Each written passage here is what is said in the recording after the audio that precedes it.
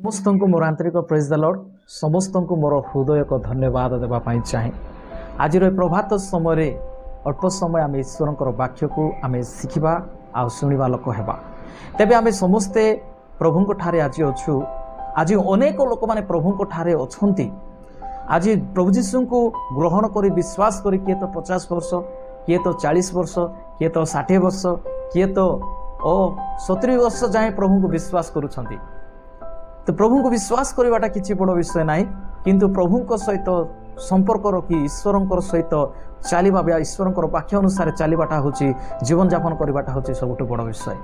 तेबे आज ध्यान निमंते अल्प समय जो कि सुपरिचित वाक्य आम समस्ते जाचु लूक लिखित सुसमाचार 15 पर्व तार 11-12 पद जदि तले तले पढ़ा गोटे उत्तम दृष्टांत इठी लेखा जाय अछि अपव्यय पुत्रर कहानी।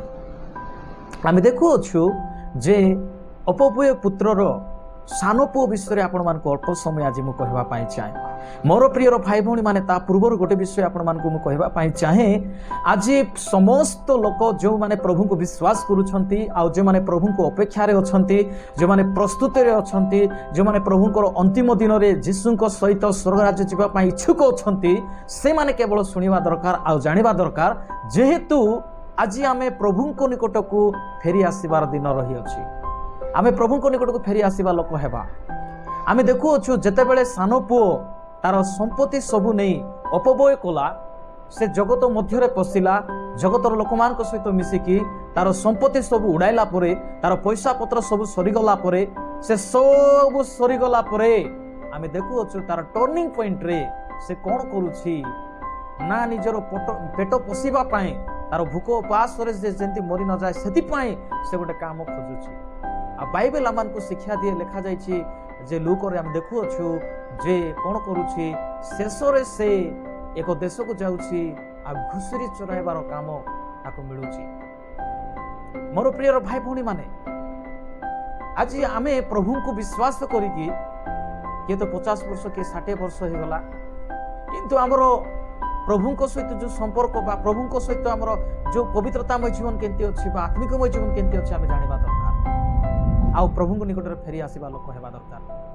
आमे देखुअछु बाइबल कहे जेतेबेले सब सरी गला परे से घुसरी खाइबा खाद्य मध्य से खाउछि। आउ से गोटे विषय से मने पकाउछि से पद आपण मान को समुखरे मु रखिबी। आउ लेखा जाए लूक 15 तार 17 पद, मात्र से चेतना पाई कहिला मोर बापांकर केते मूलिया कर खाद्य बଳି पड़ुअछि, किंतु मु एठारे भोक रे मरुअछि। इट देखु जे सान पुओ चेतना पाइला। आज अनेक लोक माने चेतना पाइबार आवश्यकता अछि, चेता पाई प्रभु को निकट फेरिबार अछि। मोर प्रिय भाई भौणी माने आमे समस्ते आज जेते लोक प्रभु को ठारे आज अच्छु आउ बैकस्लाइड जीवन यापन करुछु। आज बहुत लोक माने प्रार्थना जाती, बहुत लोक माने चर्च रे जाती, बहुत लोक माने ईश्वर वाक्य को शुणुछंती सत, किंतु चेतना पाइबार आवश्यकता रही अछि। चेतना पाई कि प्रभु को निकट को फेरी आसीबार अछि।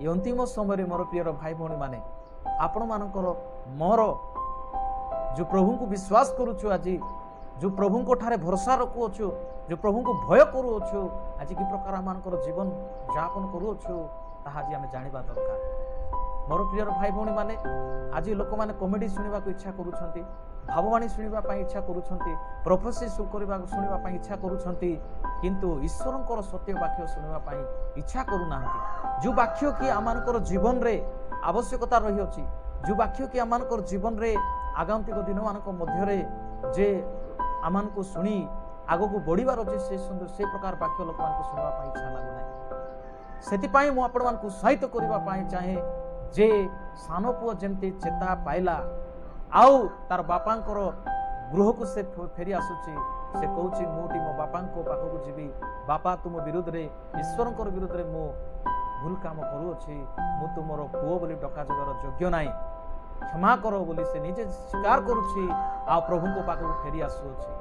मोर प्रियर भाई भौणी माने आमे जोटी भी थाउ ना कहीं आमे दलदल रे पशि थाउ ना कहीं बा पाप रे पड़ी थाउ ना कहीं आमे अनुताप करबा आ चेता पाइबा आ प्रभु को निकट आसीबा प्रभु मान को अनुग्रह प्रदान करिवे। अल्प वाक्य द्वारा प्रभु आपन मान को समस्त मते आशीर्वाद